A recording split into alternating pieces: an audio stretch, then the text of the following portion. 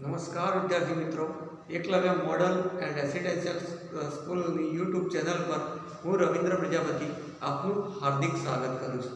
મિત્રો, આજે આપણે યુનિટ 2 રીડ 1 સ્ટાન્ડર્ડ 12થમાં જોઈએ તો પાઠ છે રીડ 1 અનફોર્ગેટેબલ વોલ્ટ ડિસ્ની. મિત્રો, અનફોર્ગેટેબલ છે. જો ફોર્ગેટેબલ ઓપોઝિટ અનફોર્ગેટેબલ. ફોર્ગેટેબલ એટલે ભૂલી શકાય, પણ ટાઇટલ કેવું છે? અનફોર્ગેટેબલ. કેવું છે?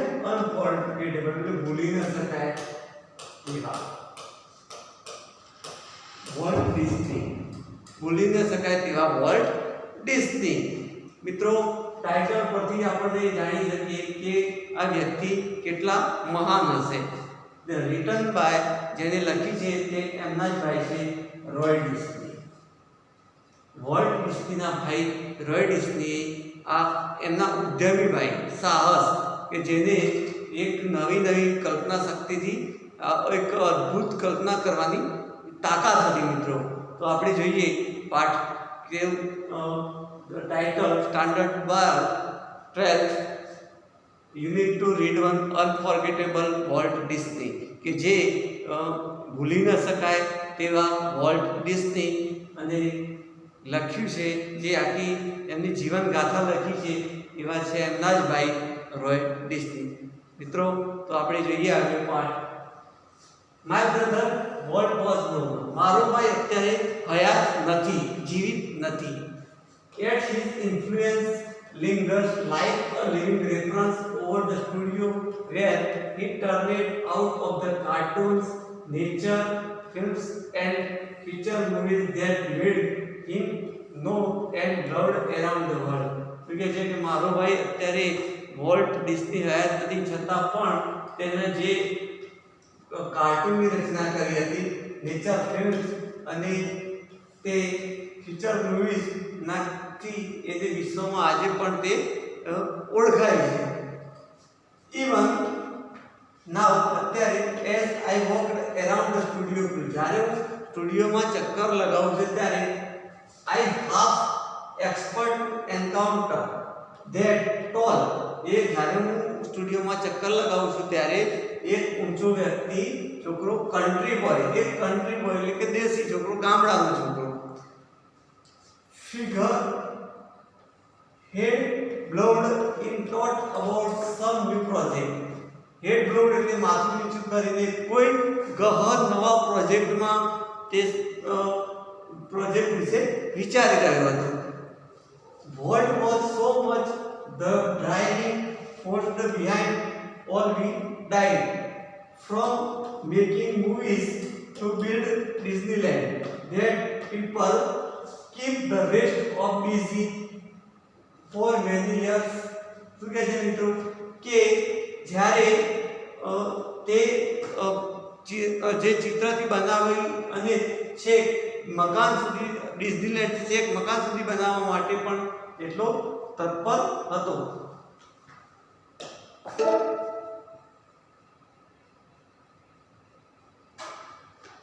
આગળ જોઈએ મિત્રો.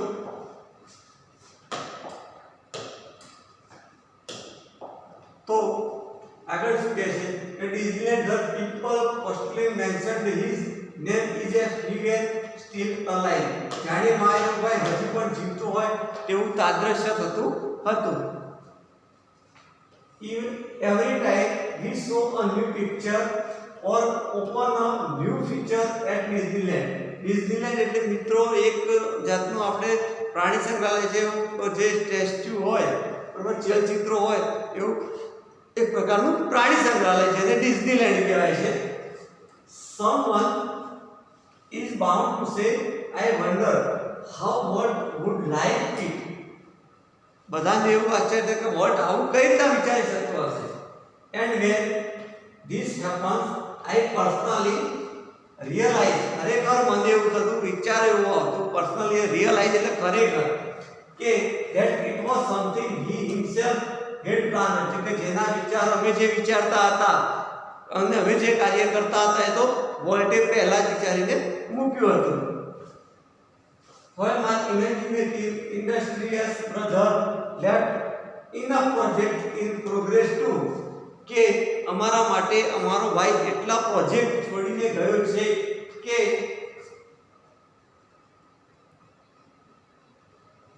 keep the rest એટલે મિત્રો એમનો ભાઈ શું કહે છે વર્લ્ડ ડિસ્ની કે અમારો ભાઈ વર્લ્ડ હજી જીવતો નથી છતાં પણ તે અમારા માટે એટલા બધા પ્રોજેક્ટ મૂકીને ગયા છે કે જે હવે આરામ કરે તો ઘણા વર્ષો સુધી પણ એ પ્રોજેક્ટ ચાલે મેની યર્સ.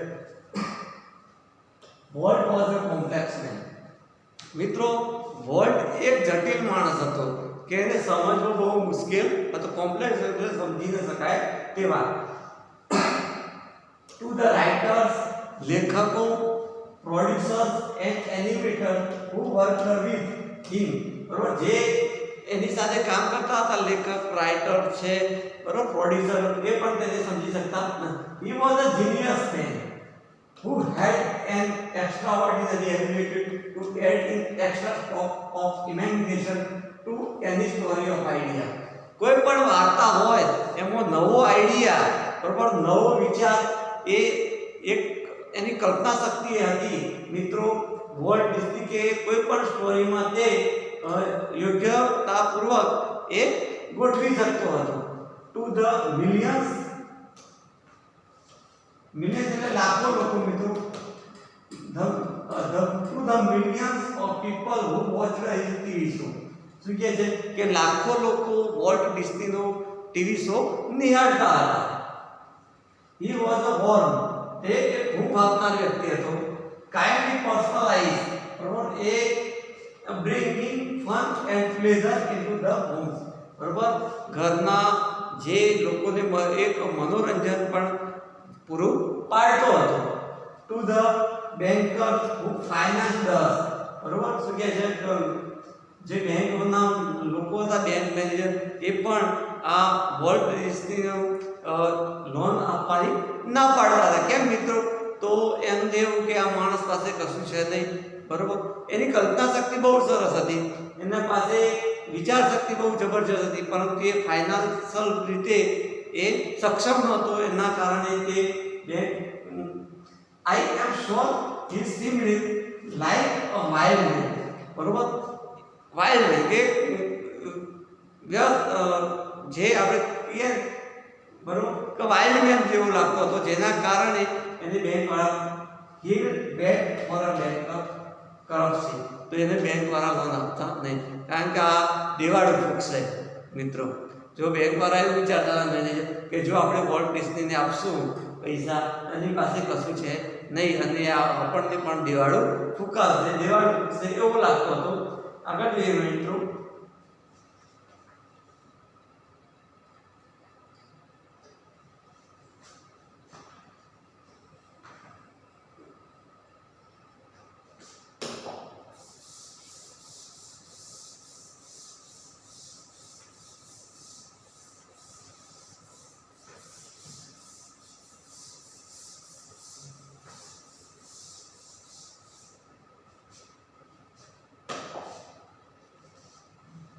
તો એ એવું સમજતા હતા કે ભાઈ આપણે જો વોલ્ટ ડિસ્નીને જો લોન આપીશું તો એ દિવાળો ફૂંકશે બરોબર. એના કારણે બેંકના લોકો પણ એને લોન આપતા નહોતા. મિત્રો આગળ જઈએ તો to me he was my amazing kid ભાઈ એ મારો એક અદ્ભુત અને કલ્પનાશીલ ભાઈ હતો. Full of impractical dreams that he made come true જે એક સપના સાકાર કરી શકતો હતો કે મારે આ કરવું છે એ કલ્પના શક્તિથી એ સાકાર કરી શકતો હતો એ સાચા કરી બતાવતો હતો. The apple orchard and living વિડો stands and beautiful over all farm. શું કહે છે the apple orchard and living willows stands green and beautiful in our all farm.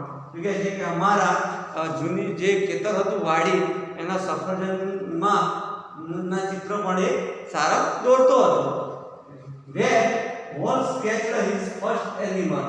મિત્રો વોલ્ટે પહેલું ચિત્ર છે એ શેનું દોર્યું હતું તો animal, prani. I recall how world and I would snuggle together in bed and hear to the hunting whistle of a locomotive passing in the night.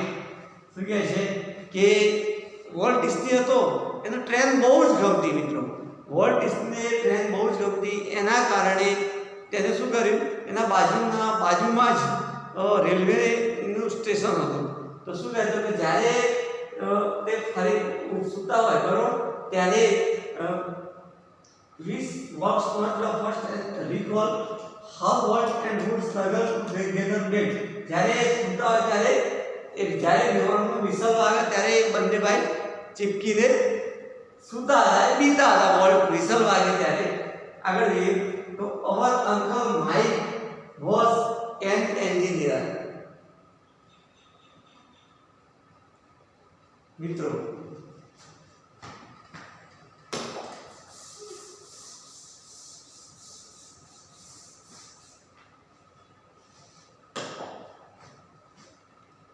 Hour uncle Mike આ છે વોલ્ટ ડિસ્ની.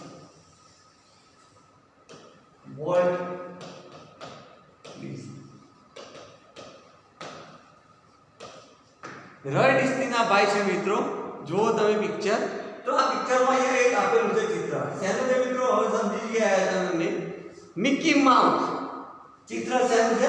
મિકી માઉસ, જેને આ ચિત્રનું cartoon જે Disneyland બરોબર. Disneyland એટલે કે એક પ્રકારના જે આપણે પ્રાણી સંગ્રહાલય કહીએ છીએ ઝૂ બરોબર, એ રીતના ડિઝનીલેન્ડમાં કાર્ટૂન બરોબર. પછી અહીંયા સાઈડમાં એક ચિત્ર છે મિત્રો ડિઝનીલેન્ડ. તો સૌ પ્રથમ ડિઝનીલેન્ડમાં જે ટ્રેન હતી, જે વોલ્ટ ડિસ્નીને ગમતી હતી, ટ્રેન પ્રત્યે બહુ લગાવ હતો એમાં બરોબર. ટ્રેન પ્રત્યે બહુ લગાવ હતો. તો વોલ્ટ ડિસ્ની ત્યારે અમે ડિઝનીલેન્ડ ચાલુ કર્યો. બહુ સ્ટ્રગલ બાદ મિત્રો સખત મહેનત કરી.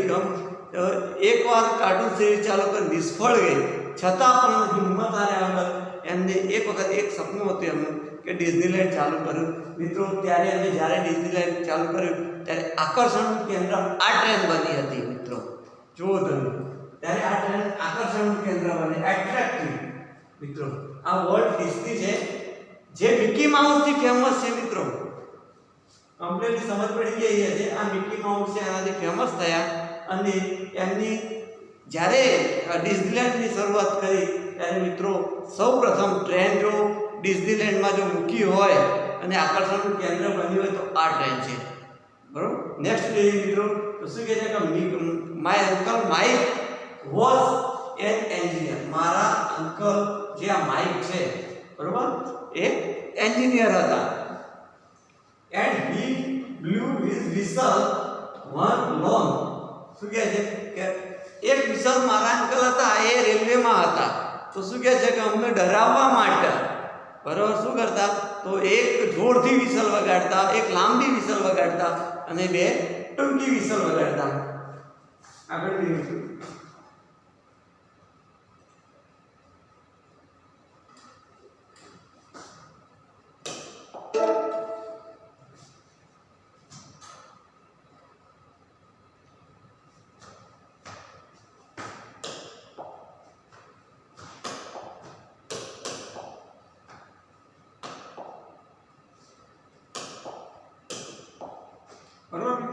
તો શું કહેતા, એક લાંબી વિસલ વગાડતા અને બે શોર્ટ વિસલ વગાડતા હતા. જસ્ટ ફોર અસ, એ અમારા માટે વગાડતા હતા. શું કહે છે, અમે ડરીએ. મારા અંકલને ખબર હતી કે જો હું વિસલ વગાડીશ તો મારા જે નેવ્યુ છે એ ડરશે. Walt never lost his love for train. Walt ડિઝનીને ટ્રેન પ્રત્યે ક્યારેય લગાવ ઓછો થયો નહીં. Years later, an old-fashioned train was one of the first attractive at Disneyland. મિત્રો આ જે ટ્રેન છે એ મેં તમને હમણાં જ જણાવ્યું કે તે ડિઝનીલેન્ડનું પ્રથમ આકર્ષણનું કેન્દ્ર બની. એટ્રેક્ટિવ એટલે આકર્ષણનું કેન્દ્ર બન્યું. મિત્રો અહીંયા આટલા સુધી રાખીએ. આપણે આગળ નેક્સ્ટ પીરિયડમાં આપણે આગળ જોઈશું. મિત્રો મેં જે તમને સમજાવ્યું, તમને કમ્પ્લીટલી સમજ પડી ગઈ હશે. Thank you.